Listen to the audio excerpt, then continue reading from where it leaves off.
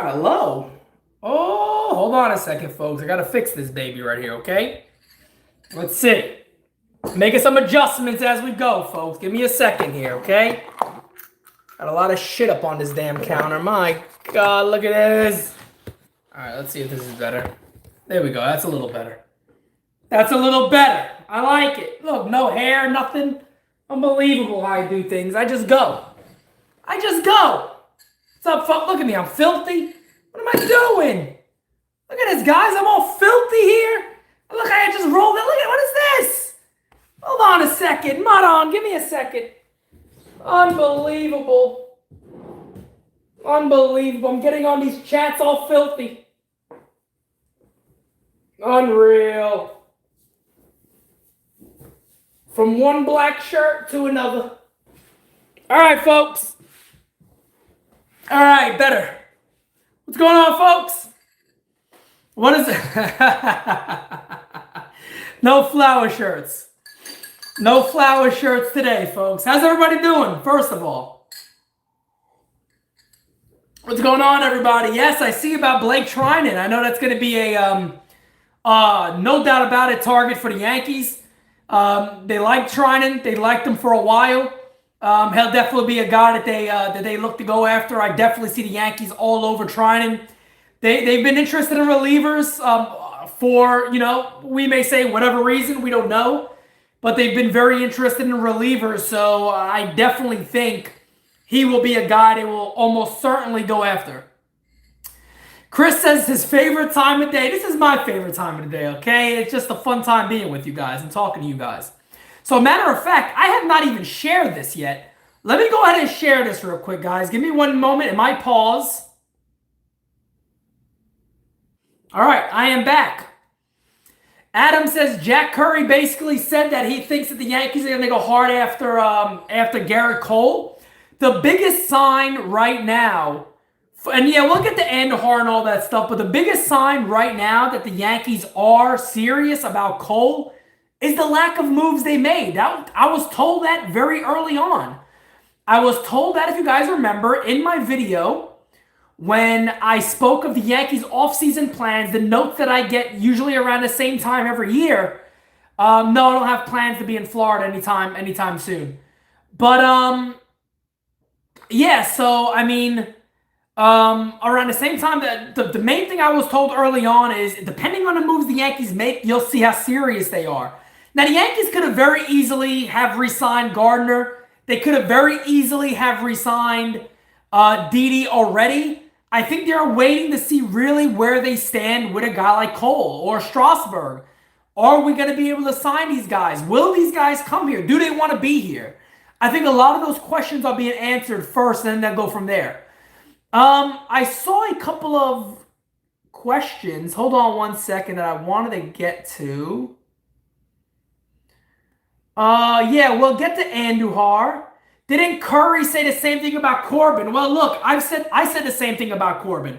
The reports among the people that I speak to, and among the people that obviously Curry speak to, all felt almost 100% certain that he was going to be a Yankee. So, it's not always an easy thing to do to be 100% right.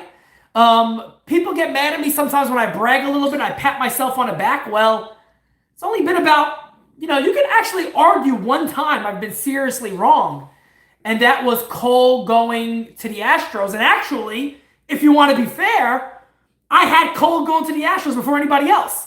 I thought he was, I had word that in 48 hours he would be a Yankee. That deal fell apart. Then I reported that he's actually going to the Astros. I don't know, guys, about Max. No, I was joking with Max. I was just joking with him. It was just funny because he came out of nowhere. Gee, oh my God, what's going on, man? He came out of nowhere answering questions for me. It's just like, hell, take the night, man. Answer all the questions you want. Shit, it's less work for me to do. If you want to answer the questions, go right ahead. And yeah, so but I never had an issue with Max. I don't have no problem with Max. He can do as he wants. We've had our back and forths before, and I'm almost I think if everybody goes back to those, you'll see who came out on top on those. Same thing with everybody. I literally, I hate saying it because I sound like I'm being cocky as hell. I'm fucking undefeated on Twitter. Seriously, flat undefeated on Twitter by far, not even close. Thank you, honey. Even she knows.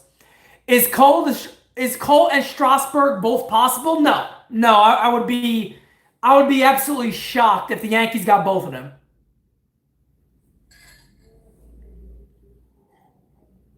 Steinbrenner, God, I mean, this is a question that a lot of people are asking.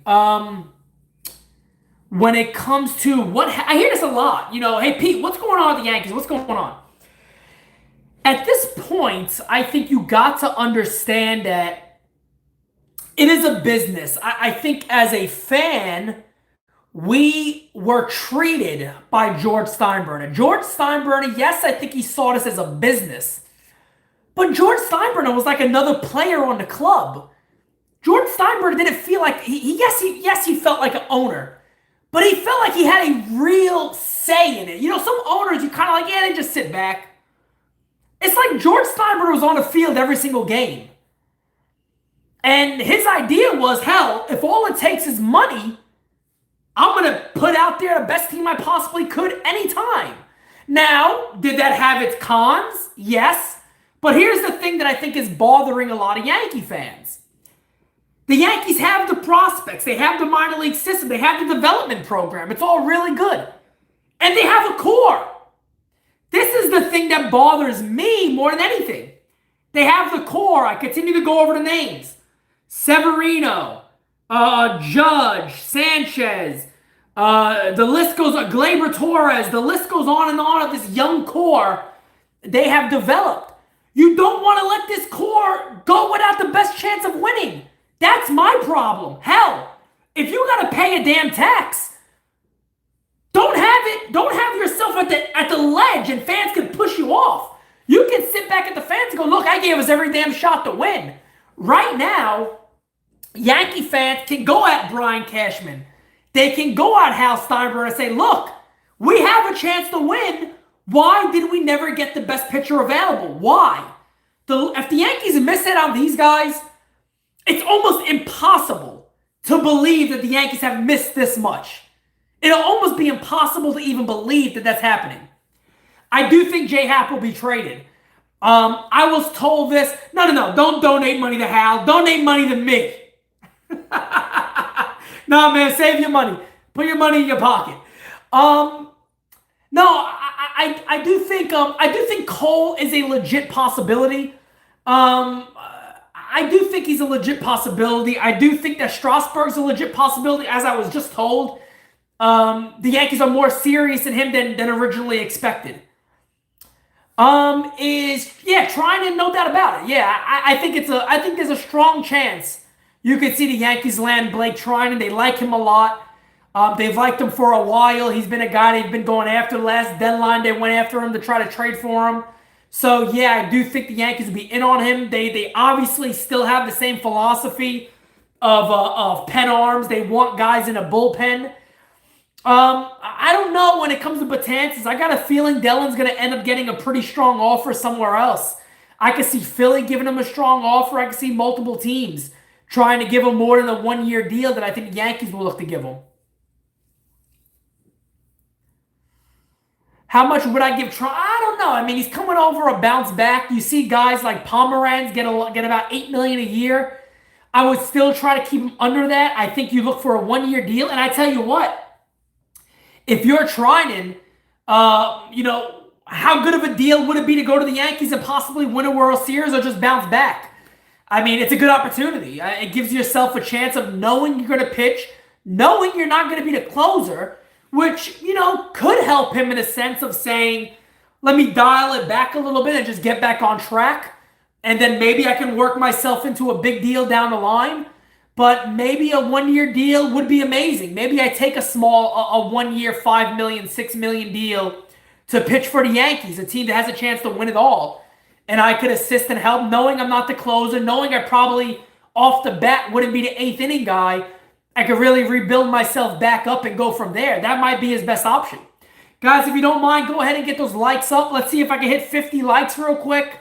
That way we can get more and more people to join, and the video will be ranked a little higher if people search for the Yankees. That would be very nice of you guys. Thank you. Yankees must go after outfielders. I don't think that's the most pressing need. I mentioned something today that the best first baseman the Yankees have is DJ LeMahieu. And I truly believe that. I think LeMahieu is by far the best Yankee first baseman they have on their roster. And I do think the Yankees could look up to the middle infield. You got Jonathan Villar out there. You got trades that you can make of a lot of infielders. I don't know if Addison Russell will make sense. We'll see. I haven't heard anything about that at all, so I'll be talking out of opinion. I think Adam Frazier from Pittsburgh would make almost too much sense for the Yankees. A guy that puts the ball in play. He could play all over the infield, including the outfield. So I think he could make a lot of sense for the Yankees also.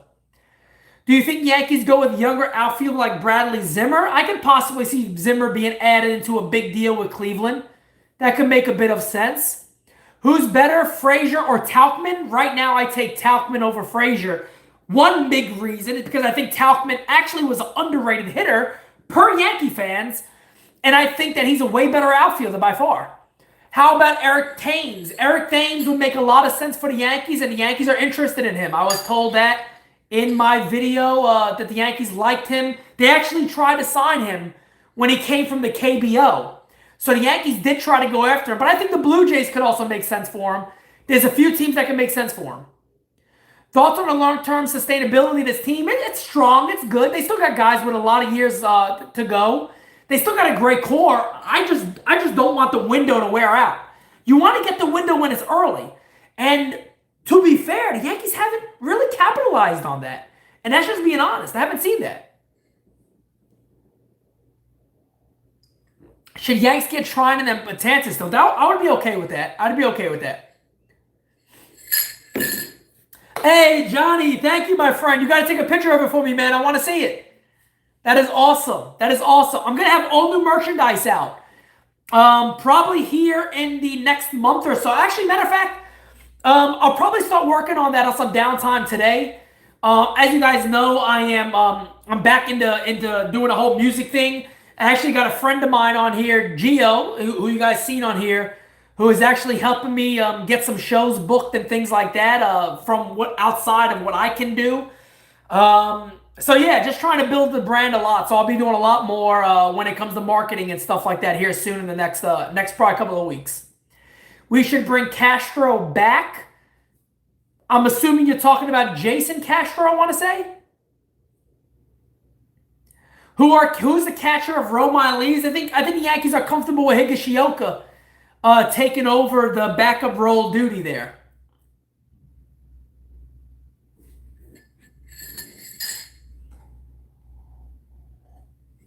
Sign Puig? I don't know how good of a center fielder Puig could be.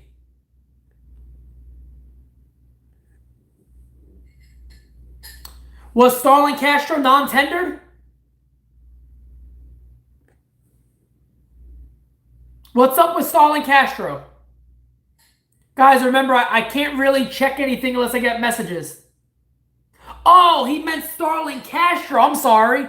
No, I wouldn't bring him back. I wouldn't bring him back. I wouldn't bring him back. I thought he was a free agent. Yeah, I wouldn't bring him back. No, I wouldn't bring him back at all.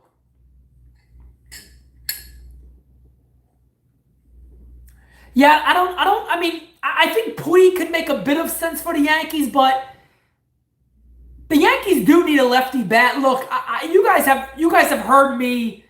You guys have heard. Well, hold on a second, guys.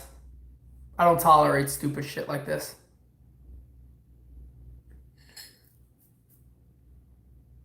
Hold on, guys. Give me a second.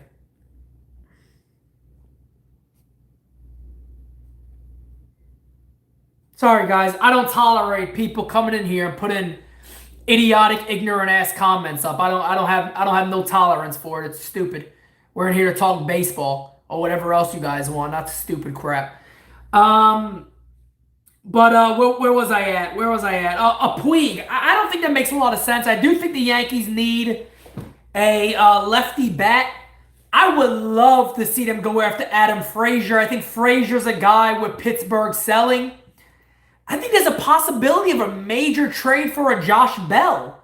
And again, guys, this is opinion, so don't go out there saying Simonetti said this. This is opinion. I think they're important, but you guys have heard me say this before. The Yankees have a lot of right-handed hitters that hit the ball so good to right field that you don't really have to worry much about anything like that. So I do think they need at least one or another switch hitter that, you get Hicks back later in the year.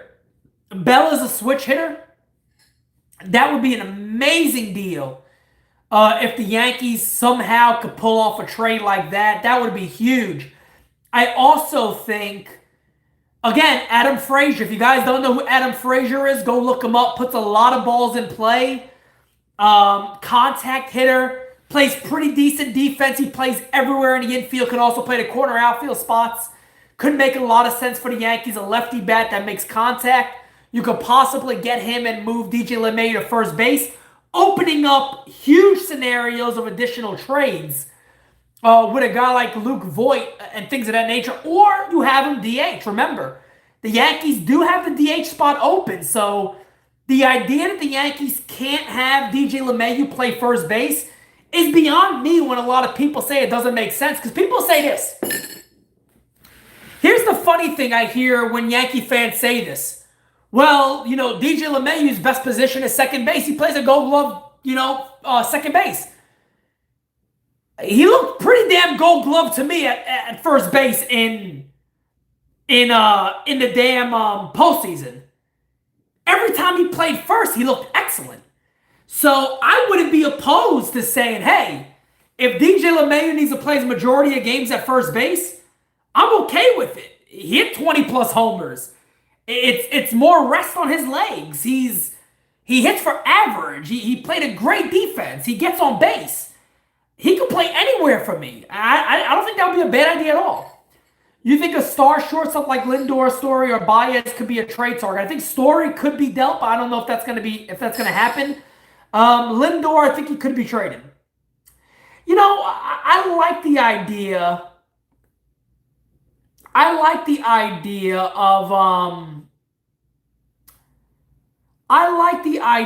Of Story, but the thing about Story I don't like, Story strikes out a whole lot. The Yankees don't really need that. And look, knowledge person, my friend, getting Josh Bell really wouldn't affect the Yankees getting pitching. The free agent market's always there. If you get a guy like Bell, who, again, isn't costly, is going to be available for years to come, controllable, that's more of the reason to go out there and get a guy like Cole. If you can go out there and make a big trade and add somebody that's big, yeah, I'm not saying nothing's wrong with Story. I just think the Yankees' offense is good. I think they need to add another contact hitter. That's one of the main things for them. I wouldn't sit here and complain if they got Story at all. I definitely wouldn't complain. But I do think they need some more contact. Guys, if you don't mind, please, let's get those likes up more. I got 150 plus in here. Let's get to 50. Can I get to 50 likes? That would be wonderful. All you got to do is click the little damn thumbs up. Come on, folks. Come on, I want to see it. I'm not moving. I'm not doing nothing until I get to 50. I'm not answering shit. You guys know me better than that. I'll keep answering. Kevin Pillar, non-tendered. Is he an option? If the Yankees see him as a valuable platoon option with Gardner and center, I could see that happen. I could see that happen if that's the case.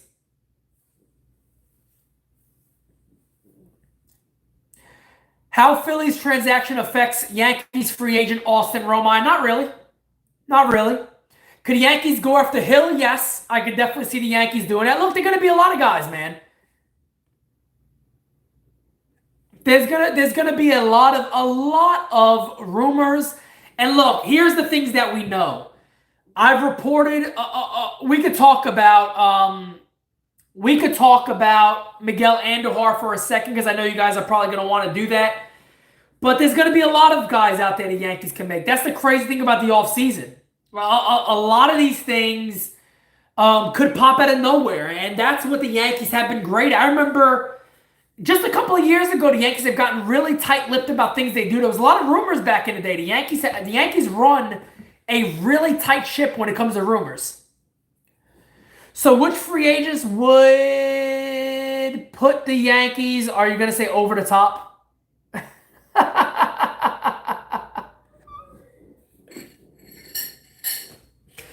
Oh, man, I got to make the Simonetti Source over the top shirt. I got to make that t-shirt because I'm buying one immediately, and I will wear it every time in the offseason and at the deadline, all day, every day. Miguel Andujar. So let's get to Miguel Andujar. If you guys remember the Miguel Andujar video I put out there, there was a fair warning in there from one of the Yankee people I speak to that warned me and said, hey, here's my warning to the Yankees. A lot of fans have given up on Miguel Andujar because he had early on poor defense. A lot of greats have had poor defense. One of his greatest comparables, one of the guys that many people compare Miguel Andujar to, is Adrian Beltre, who had very poor defense early in his career, and then he snapped and everything clicked. You don't want that to happen and sell low on him. I've seen people say trade Andujar for a relief pitcher. No. Now, Leclerc is really good. So you might have to argue if that's a good move for the Yankees to make now. Texas has a lot of good young relief pitchers. Hearn, Palumbo. They got a lot of other guys out there that are good young, lefty relief pitchers, a righty in Leclerc. They got a lot of good guys out there. But they also have Guzman at first base that could make sense. I don't know if Gallo would make sense. I don't see them trading Gallo for an Andujar.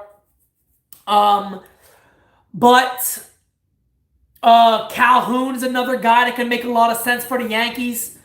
So it definitely makes sense. And I know if you guys go back to my tweet that I put out weeks ago, I said there's a couple of teams that are really interested in Andujar, and some of the teams that are more advanced in having conversations for Andujar. One of those teams was the Texas Rangers. I was told this weeks ago. So the Yankees and the Rangers have been talking for a while. So there's definite interest there.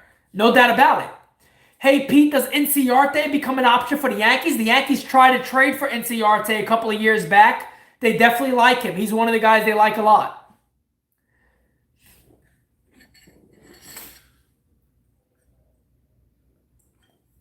But Andujar can make sense. You just don't want to sell low on him because here's the thing with Andujar. You can hold on to him and he possibly rebounds extremely well.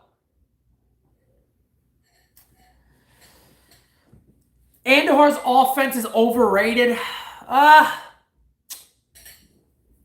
Nah. I have trouble when people say stuff like that. The reason why I say that is you're valuing, and look, I value on-base percentage almost more than anything. But there's also some guys that are extremely valuable that don't walk. One of the best comps that the Yankees have had in years past to a Miguel Andujar, when it comes to just batting, not speed or none of that, is Alfonso Soriano.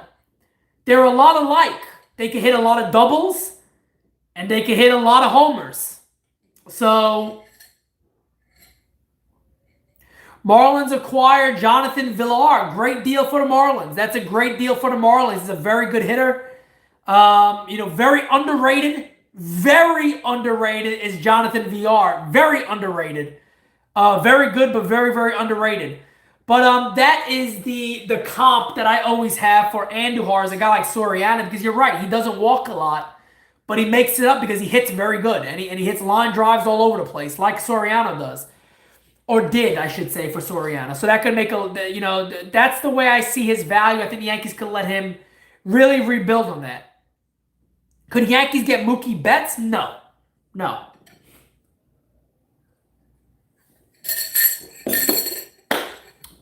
All right, guys, I'm going to go ahead and jump off of here.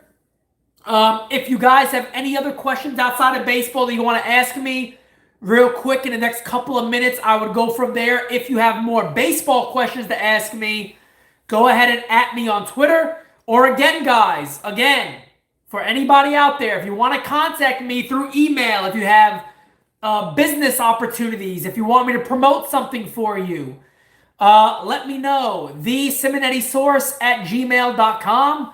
I'm always willing to talk, listen, and help. And we can go from there. If you just want to chat outside and you want to chat on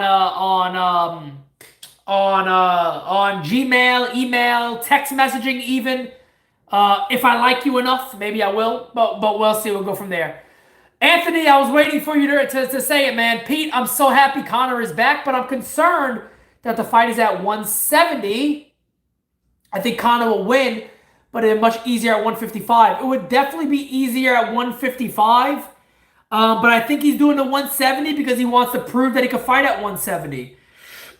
I think he wants to prove that he's going to stick to his 3 fights this year. And if I had to guess right now, the 3 fights he will have this year is going to be Cerrone, Masvidal, and Khabib. I think he wants to do at 170 because I think he believes if he can do it at 170, that last fight at 155 will really help his endurance. And again, I think he wants to prove he's the best in the world when he's focused. And he's proven that time and time again. I mean, you could say all you want. I know people want to see Conor McGregor fail. They like it. They want to see him fail. But I'm a realist. Khabib won. Khabib dominated. He beat him up. He defeated Conor McGregor in every aspect of the game. But Conor McGregor took him to the 4th round. Conor McGregor, not focused Conor McGregor. No, he was nowhere near focused. Defeated him in round 3. Started to really use his striking. Obviously was more tired at the time, but started to land more. A sharp Conor McGregor, I still think is Khabib's greatest challenge. I think Tony Ferguson's going to be a great fight. We'll see what happens. But I definitely want to see Conor and Khabib again. So we'll see.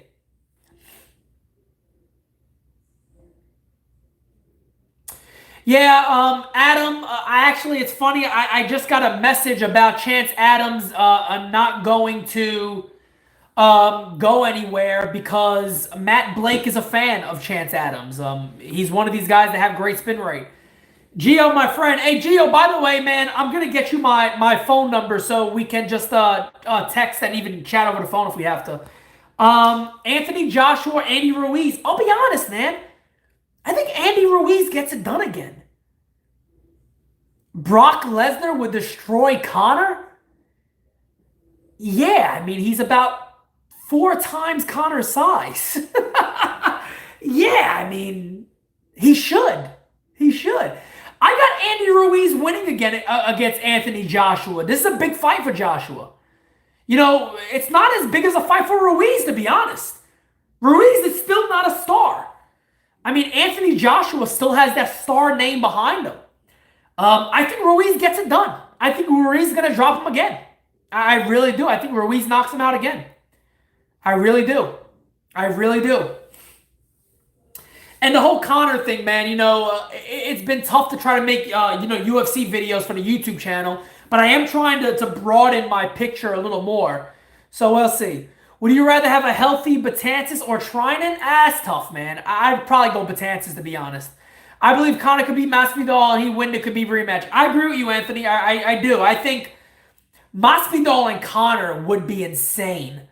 And the only thing that worries me about that fight is, could Conor go all 5? And here's the thing.